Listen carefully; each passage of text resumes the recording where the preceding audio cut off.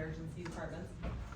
It's given by Prestadini, and it is basically an award for being the top 5% in the nation in all EDs 300 beds or larger. So it's pretty amazing, especially since we've had a really hard year and being seeing silly censuses.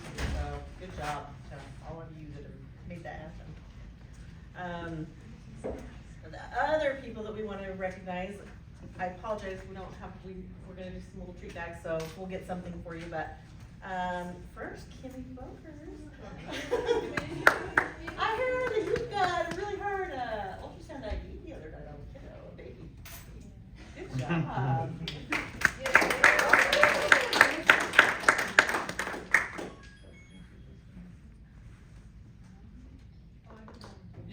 Yeah, good job. You know what's really impressive is sometimes when people come from different states, Utah does things differently, and we recognize that. But your attitude and just positivity and willingness to do it whatever way Intermountain's way is really appreciated. So all of the nurses and the techs were like, so awesome, you wouldn't even know she was from another state. Yes, thank you. We're not saying that everything we do is right, we're just saying, thank you for following the policies and not arguing the things that we can't fix. So, anyway, the next one is Lexi Hartley. She's not here, and she's amazing. She's taken on everything, just like Kimmy, transport and triage, and like, okay, you're off of maternity leave, and let's have you do all the things. And she's been a really good sport and done all of those things. Done a really great job, fantastic attitude, and we really appreciate her. The other person is Darren, and same thing with him. Lexi, we just talked about you. Oh, awkward.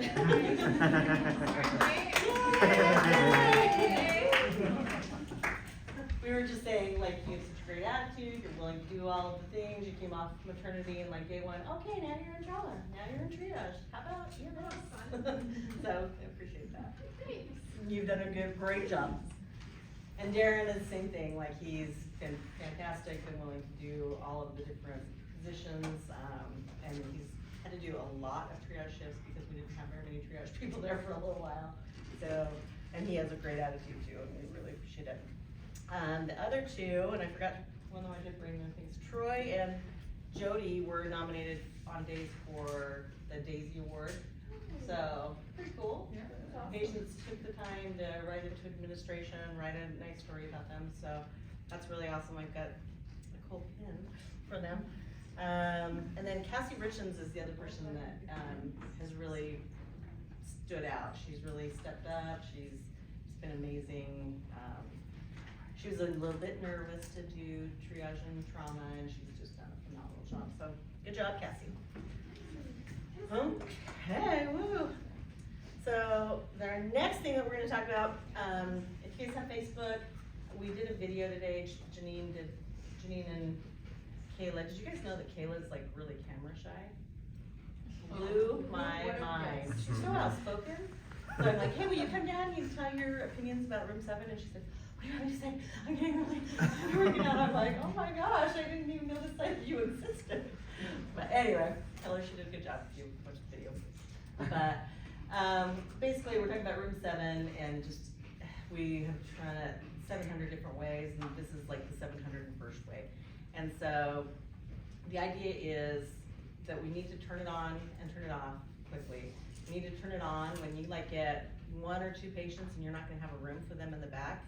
We really need to shift resources and start that room really early. If we don't have a provider, that's fine. Just do our standing orders. And you just kind of have to figure out what our census is. If we have, you can do 20 people all of a sudden show up, and you can do standing orders on most of them, and you don't have a provider, and maybe there's some finger pain and a toe pain and a leg pain or whatever. Maybe then you bring those people back and get the APP to come and see those and kind of do fast track out of there.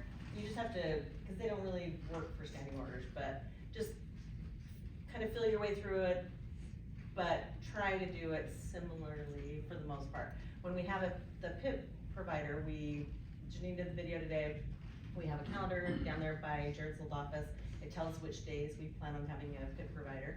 They'll be there from 9 till 5 on days right now.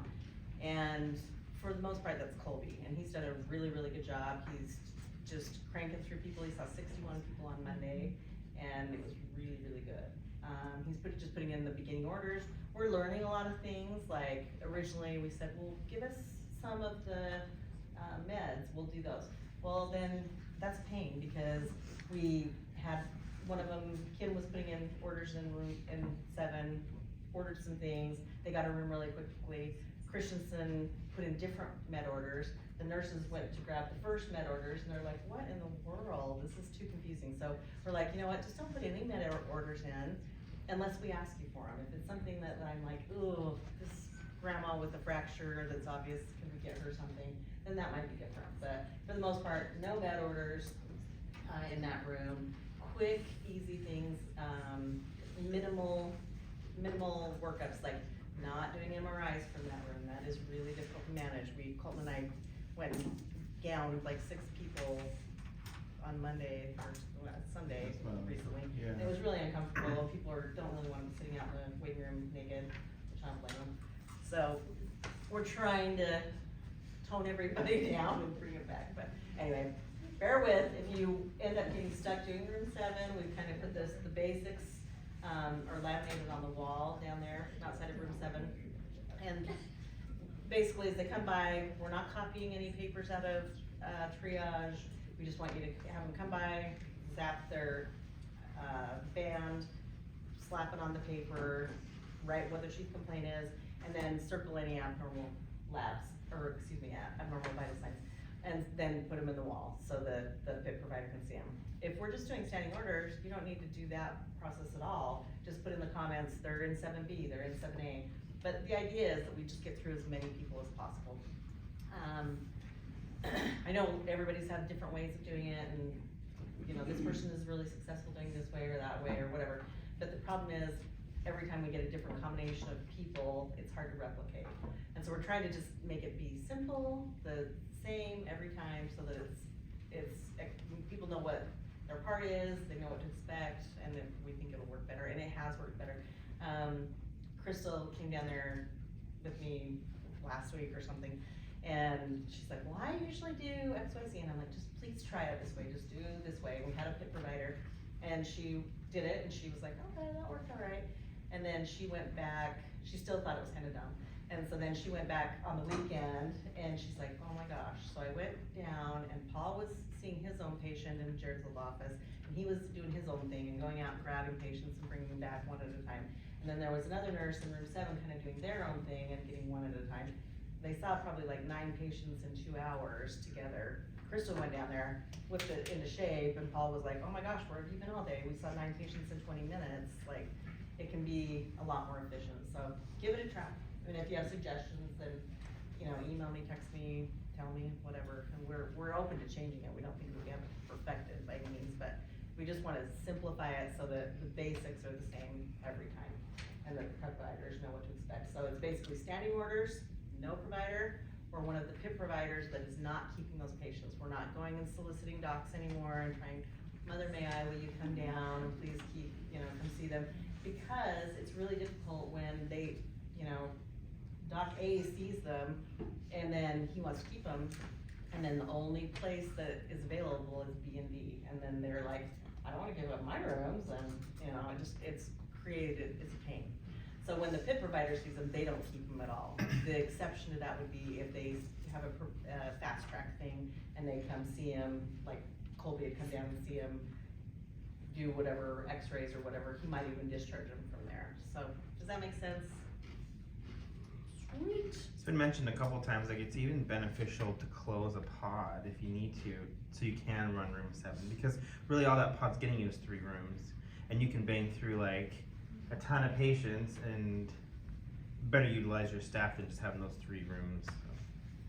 When we've had a lot of people that were a little bit against it or whatever, and then they're like, wow, when that room 7 ran really well, all of the rest of the floor was so much calmer, because even if they got 3 patients in a row, everything was essentially done for them already, so, and I've noticed that a lot, like, all of a sudden you walk out and it's like, Vicky, charged on Monday, she's like, it was a 210 day, but it didn't feel feel that, that way. because we were cranking through, room 7 and getting everything done, and nobody felt like it wasn't that frantic feeling on the floor, so I think it really is kind of the money, and it's worth, even if you do close a pod, if you're shorthanded, but if you do standing orders, you can, if you have a nurse in the back that can do the standing orders, cool. If not, then you could have a tech and a pleb go do the standing orders, and the greeter and the people behind glass are gonna have to figure out how to put in the standing orders, but those are the changes. Otherwise, it operates independently of triage.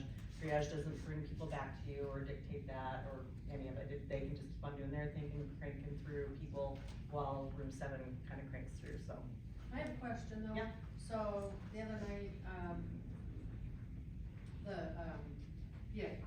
was coming to do a fast track, you went out there.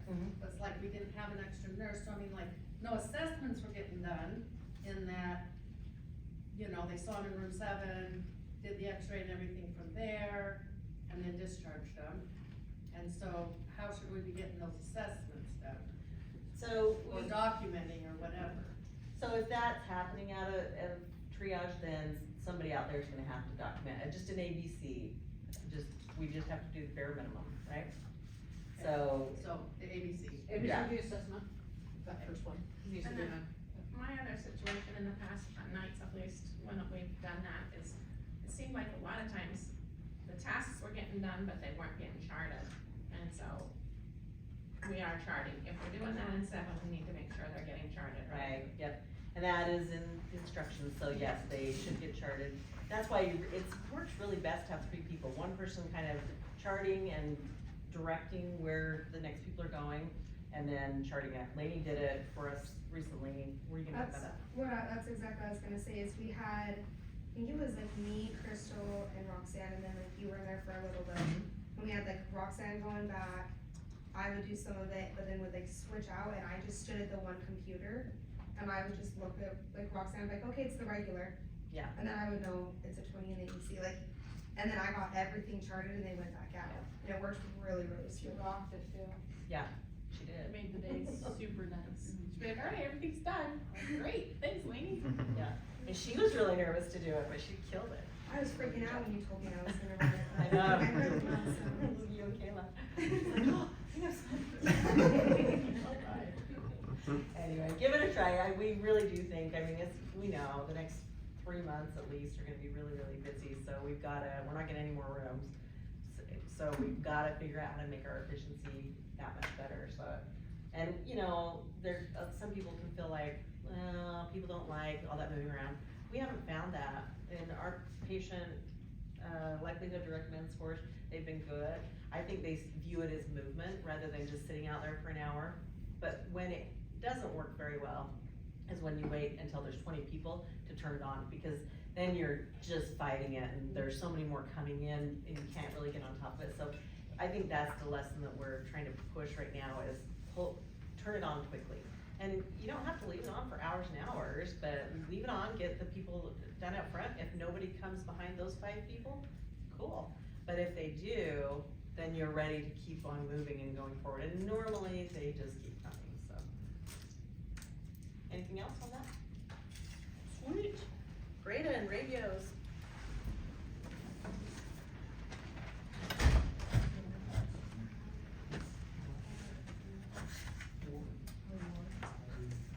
Yes.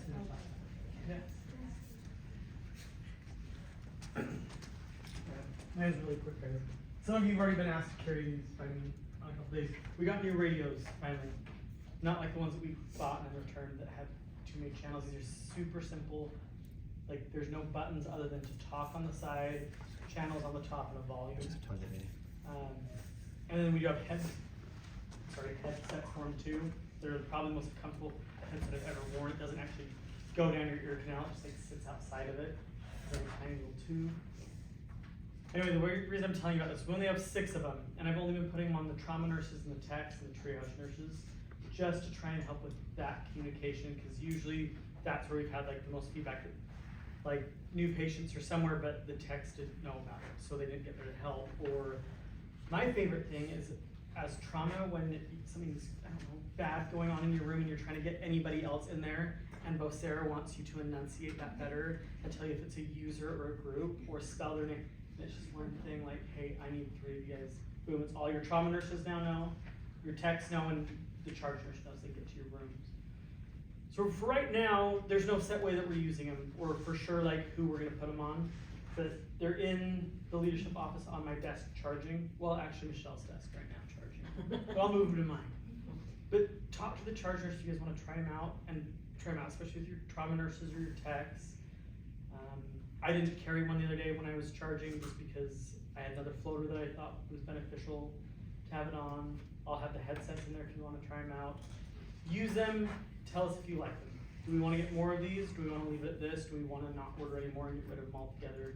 See if it helps you. So far, I kinda like them, just for the quickness of it, and like as a regular nurse, if I had 3 rooms, I don't necessarily care about every chest pain that's coming back, because I'm not gonna be able to help the other side of the department. But as the trauma nurse, it's super nice to know every chest pain that's coming through. Or as the techs, because you're floating technically, so you're not always busy, you make it to a lot more rooms. And so it's still communicating well, but with a smaller group of people that are there to kind of buffer everybody else. What types of things are you communicating is my question. I So mean, like, the other day I had Lexi from out front, like she would still broadcast over Vocera a chest pain, but no other patients, not swarm patients. Like if it was critical patients, do it over the radios, because the nurse that's getting it knows, but now 2 techs and 2 trauma nurses also know somebody critical is going to 16. If any of us can go, you know, we can handle that. We're the ones that are gonna go as the trauma nurses and the techs. Or anything else I had to call, it was 25, I was in a sedation, instead of, I just hit the radio really quick, like, hey, can any of you bring me, I can't remember what it was, something. It's just really quick, yep, I've got it. Rather than trying to like, call 20 people on a Vocera to see who can do it, you just immediately broadcast it to only the people who are floating in the department, rather than just a big, and they can talk right back to you, they don't have to call back or like do the weird code thing to come back to you. Like I say, it's not a set protocol, we don't have to use them, but try them, and then tell us, do you like them or do you not like them? Do you think it's something we should look into more? Because they're not cheap, you'd die if you get this little black box on. And I'm sorry. But neither are Vocera's, they're $600. Yeah, everything, it's One? just how this goes. Mm-hmm. Yeah. But, super, super simple. You can put these little cases on them if you want, but that's the other thing is they're warranted, you can drop them. Don't do it. Can't drop them. Do you guys have any questions about it?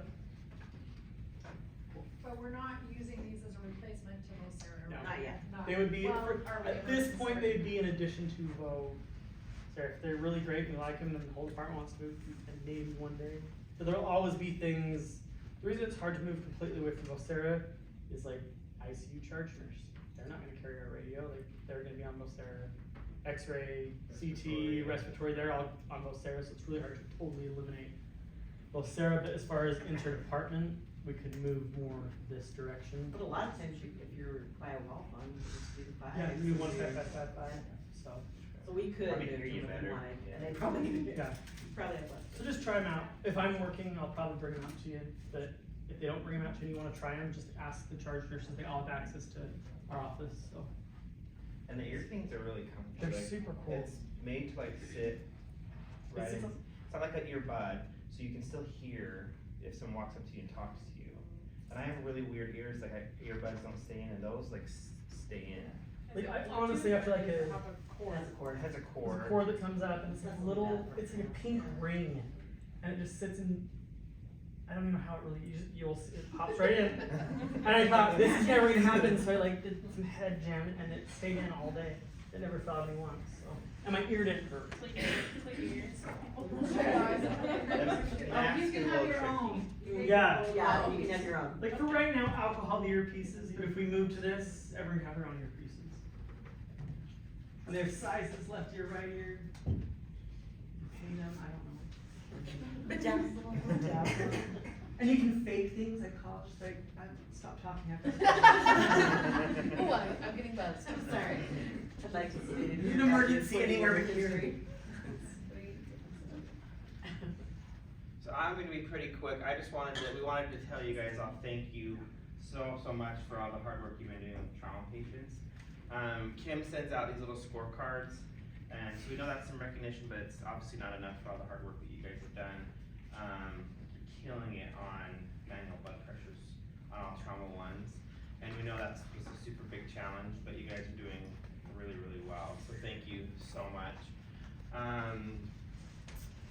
What else? Oh, the video. So we wanted to show you like how cool our video system is in the trauma bays and what we use it for. But with the program on the platform, it's just too hard with firewalls to try and like blur out the naked body that's laying on the table, and we can't just broadcast it on Facebook. So sorry we didn't get to bring an example, but just know that it is used for like quality improvement, for Kim to pull all this data, educational purposes. So at any time you want to utilize any of it, just let Jen know. She can access into it. We need Kim to help us as well. So I know it sounds big and scary, but it is really helpful and useful. So real quick for strokes.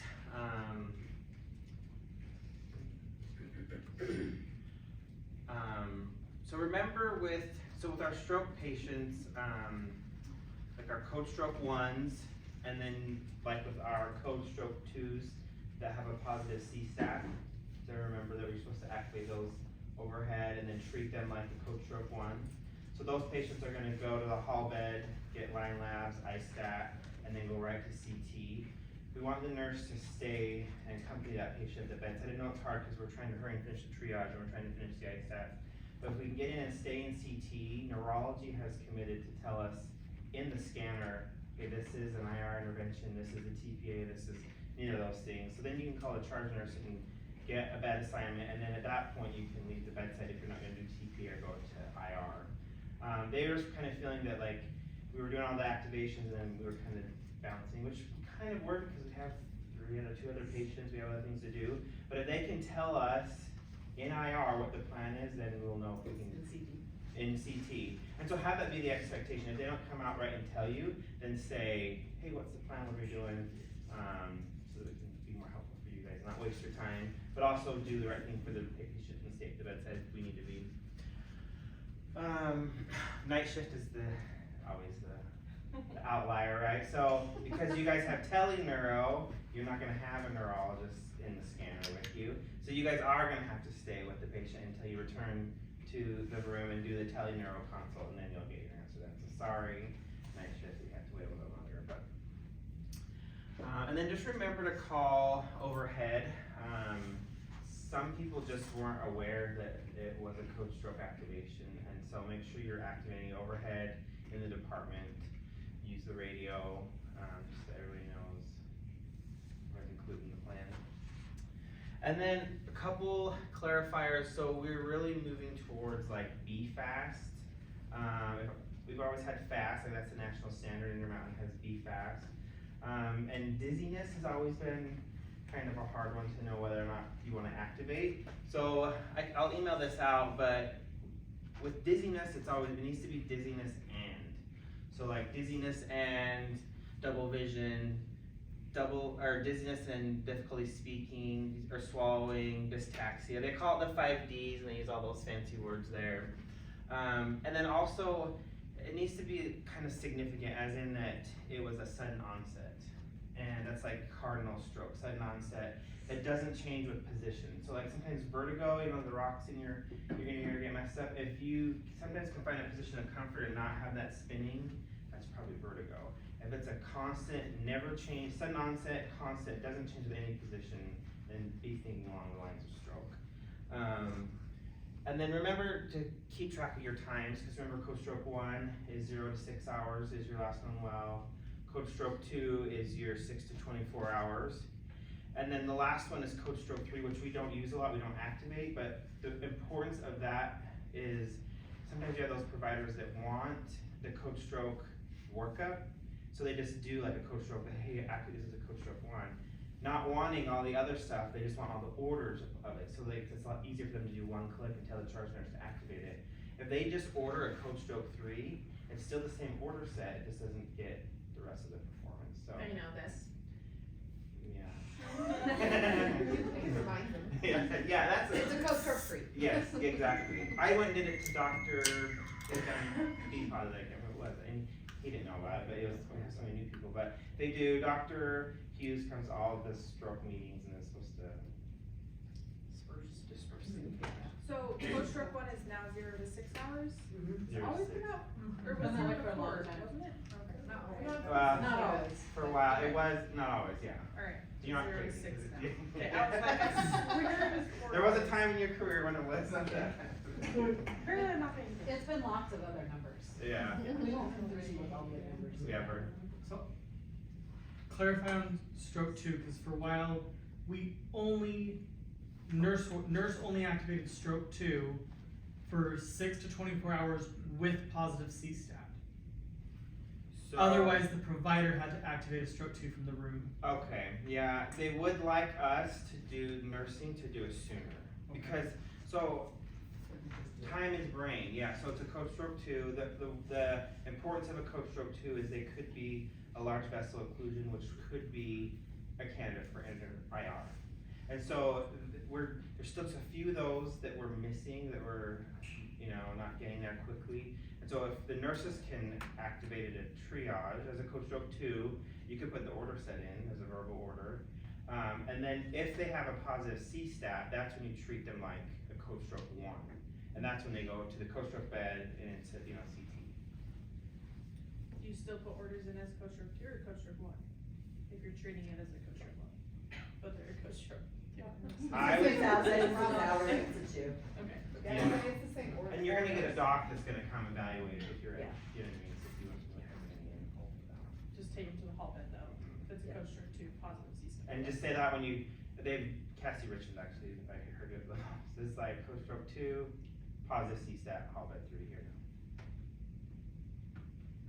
Any questions on any of that? Okay, thank you.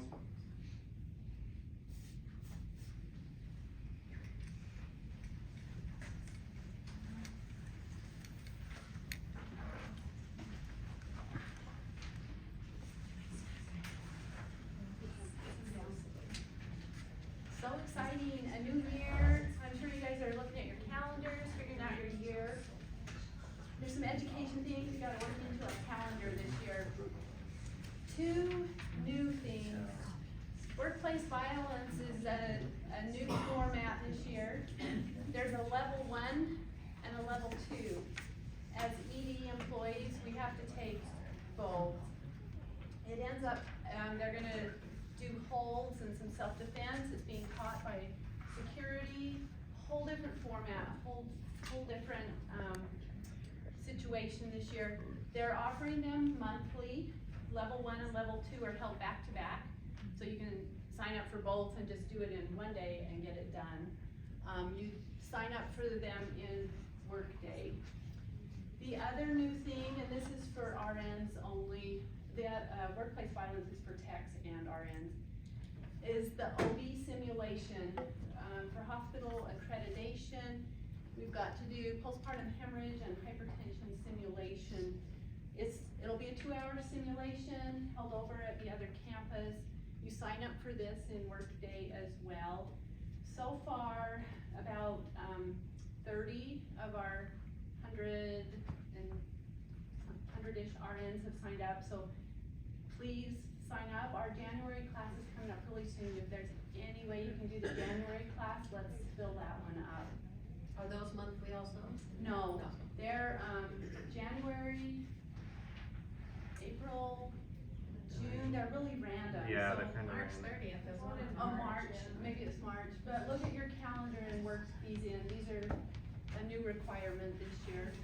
The sooner you sign up, you'll have more options. If you More wait till the options. end, then you're gonna be stuck with what's left over. And we didn't pick these dates, these came No, down to us. It's And like, we these are the can't dates change you them. have. we can't change them. They were told you are having these simulations on these days and, It's a joint commission thing. yeah, so help us out by attending. Is it our labor that's teaching it, or is it the Sims people? It's Sims, it's all Sims, it's ED specific, it's not the simulation they do for OB for these, that's actually a 4-hour simulation, ooh, ours is like 2. Then there's all the regular stuff that you guys are familiar with, sign up for a decon refresher, We really appreciate the work Aaron Remon, Jonathan Blake, and Dale Williams. They've made these decons relevant and engaging and short, and they just get to it and get us out. So sign up for a decon class this year, use Workday to sign up for those. Our annual skills day is coming up March 8th and 9th. The sign up sheets are in the break room. Sign up, 30 minutes of time, just in our team room.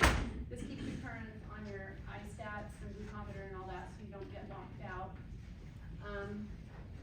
Then fall sims, like we just finished, they'll be October, November, and we'll get out information later for sign up on that. And then TNCC and EMPC, those have been, there's a sign in the break room, you can see when they are, but you sign up for those in Workday if you need them. And then with Hurricane opening in July-ish, we're anticipating some simulation over at the Hurricane ED, so we know what to do if this comes there, and so it'll be kind of exciting and fun to get ready to open up the Hurricane ED. So plan your calendar, get things organized, sign up for your classes, so you can get your life all figured out for 2023.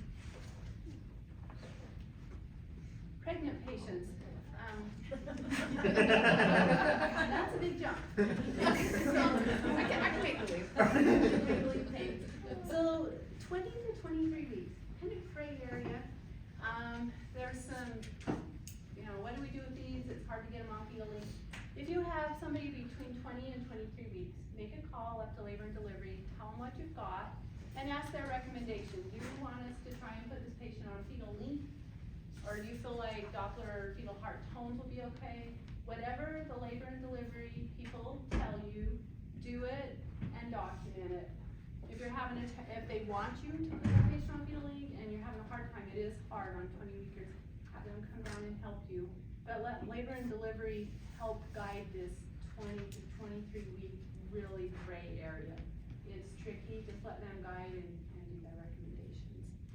So, any questions about education? If you're puzzled about the whole Workday sign up, talk to me or Colton. We're happy to help you get signed up for all of these things. On the Labor and Delivery, document what they told you, their recommendation And who was. told you. And who told you. So there's a conflict between our policy and theirs, so we're gonna getting them to align, but right now they don't, so. So, cover your butt.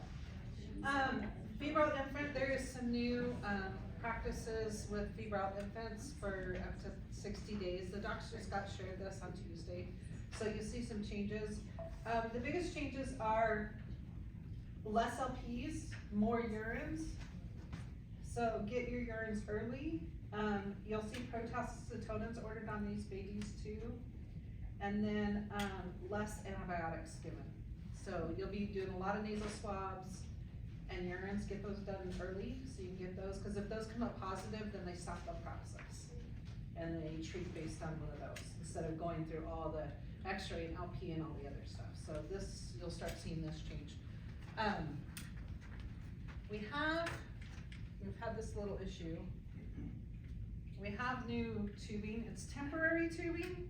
Let me see this one. It's a sub, cause the one we usually have is out of stock right now, it's on back order. It's not flexible and it's a pain in the butt. It's not you guys, it's the tubing. Okay, everybody thinks they're losing their minds right now. So they go on and they're really hard to unscrew and come off. So if you can't get it to unscrew and come off, just clamp it and change your clay valve.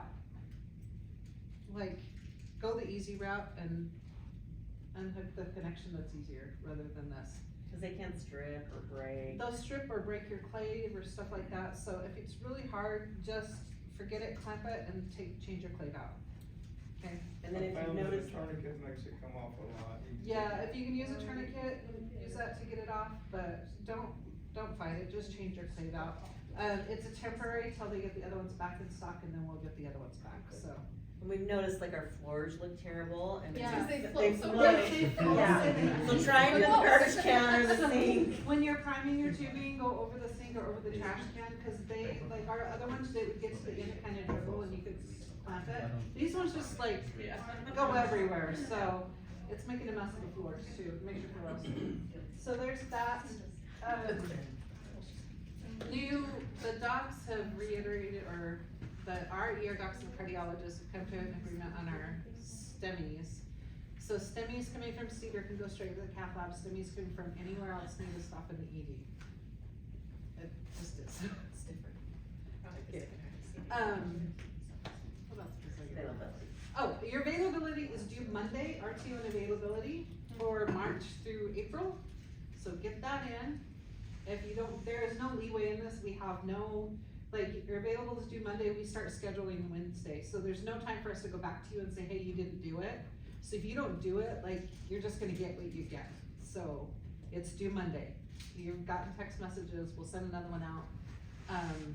And then bags, if you've not gotten your Christmas present bag, ask the church nurse, they're in the office. We're gonna be done early, guys. So the last thing is, we're gonna do, peer reviews. Some of you have done them, some of you have not. They're not always the most popular thing, because sometimes you get feedback that you don't like.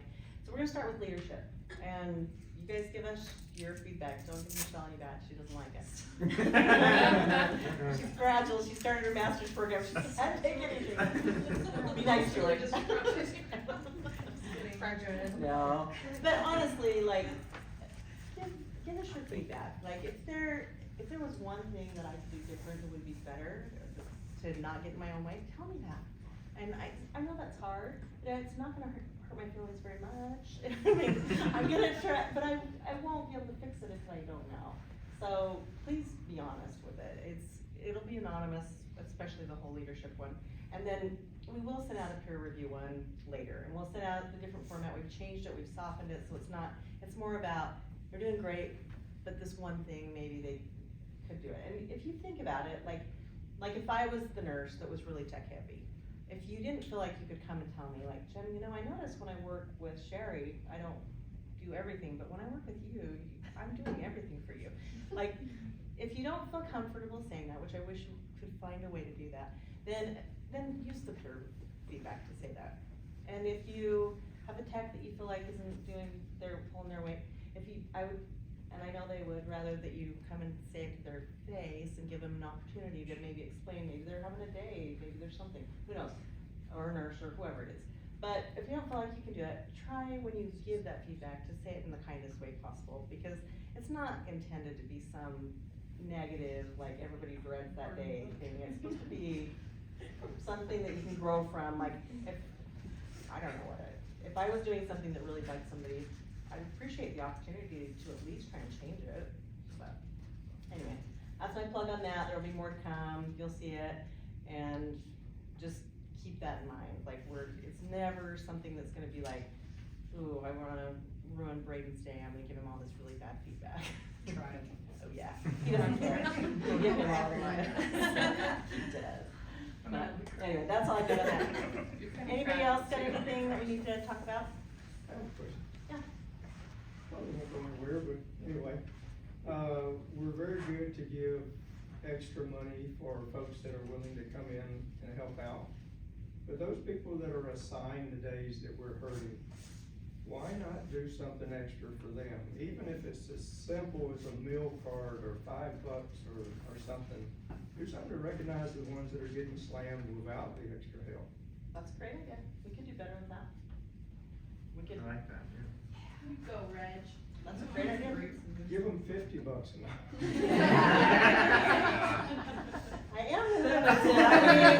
I wouldn't be in this position very long. As long as you got somebody picked out that you like better. She may not be anyway after the feedback. That's right. Yeah. No, something simple, just. Yeah, we could absolutely do a meal card, that's nothing. The recognition budget has just gotten half this quarter, so that was kind of our ace in the hole, but yeah, we could do something, I agree. And then if you are signed up for, right now, if you're signed up for an extra shift on a day that you've already picked it up as an extra, and then we offer incentive or whatever, just email me, we'll still give you the extra $1 150 or 300. We're kind of limited on what we can do, and we're pushing those boundaries a little bit as it is. But we're, I mean, we want to pay. Why are the floors giving away $250 for techs and $500 for nurses, when we're only giving away $150 for techs and $300 for nurses? That's a great question. So the reason why we have different amounts, and it's not every floor that's doing that, each floor is determined by how short they are, like, overall. Okay. Sorry, this is something I know. Yeah. So so say like CVU, they're classic, their floor is the shortest in the entire hospital. And peds, they have limited resources, right, cause there's only a certain amount of people that are trained. Those floors are getting better incentives than other floors, and that is because they're more desperate, there's not as many people that can come and help them. Not to say it rude, but right, Hirsch, is that about how it goes, and so administration looks through each people's staffing, like if we became 100% staff, that would go away, we wouldn't actually get that incentive anymore. It would never Our get staffing, through. our unit, thanks to you guys being here, is staffed really well. Like, we have a lot of needs because we have a lot of staff. So when we have 5 sick calls, it's a little different for us because it's usually specialty day versus on the floor, they have 5 sick calls on their day shift. You know, that's 5 assignments that can't be filled, right? You guys are amazing and creative and coming up with a lot of great ways to work around with that. But we still can qualify for incentive right now, it's just not as much as everybody else, so. Right. It's a But if percentage. it was an option, No, it's a great I would get it, I question. promise. It's a great question, cause I keep asking it, so I got the answer several times now, I keep hoping it changes. What do you guys think about our staffing right now? To me, it feels like it's the best it's ever been. Like, even when we are short, we've been able to get through some crazy days without it feeling so horrible. Vanessa wants to know why we've been so short over the holidays when they're mandatory pre-signed and we've hired so many additional nurses this year. I think it's because that people don't realize that Jen and Jared did the extra like 12, the extra 9F, the 15F. So they were texted Those as were not- needs, but yes. those were just above and beyond what we 3 need. buffered shifts. Yeah, so like, it looks like there's a lot of Yeah. needs, and part of it, the charge nurses wanna send that out because that gives people an opportunity to pick up extra, get that incentive money. So it looks like we're really short, but we really haven't. We But we do do have a little bit of. But we don't admit buffer in- into our. Well, We and don't it's admit our, to it. it's our winter staffing, like. Yes, It's our It's winter staffing. legit, it's just different. Because of than our our increased floors. census. yeah, But, and then we've had tons of other ways this holiday that we're not. yeah, and If sick you guys calls. can schedule like your pregnancy. And surgeries. And surgeries. Illnesses, like family. Not- illnesses. We get a spreadsheet together and like spread it Yeah. out. Dips, like April, Oh, no. Well, that's why, I mean, Just come on. we have enough people, but we do have extra shifts for our winter staffing that are not accounted in. Yeah. In our holiday staffing obligations, so that's why. We text his needs, cause Yeah. we survive. We survive without them. Yeah. It's an opportunity. And sometimes we barely survive. Yeah, he has like worked like a fully like all the needs got filled and all the extra shifts got filled. It's wild. He's like, nobody cried all day long. Like I got a lunch. It was super, It's a little it was creepy, a weird day, yeah, like, ugh. Yeah, and it's not like a 160 day. Yeah. Yeah, it felt. I feel really good about our staffing I do. right It's now. nice. But that said, we need some more people, so if you hear of people, we've got some mamas that are going PRN and some other people that are making moves up north and stuff, so if you have friends, we'll steal them from those short floors. Keep CVU doing your $500. Yeah, we don't wanna take that away Yeah, those nurses are used to it. Keep their incentive high. That's right. Open the cause. What else? You guys got anything else? Can we talk to, housekeeping about the bathroom in room 7? Because I feel really bad sending patients in there because it looks like really nasty. Yeah, I actually talked to them today. Some of them are really good to go in there and make it part of their rounding, and then some do not, so. And if you notice it, call them and ask them, just like you would in the other room. It does get nasty pretty quick, especially, so a couple things that we've asked for with housekeeping, they're working on getting a second person.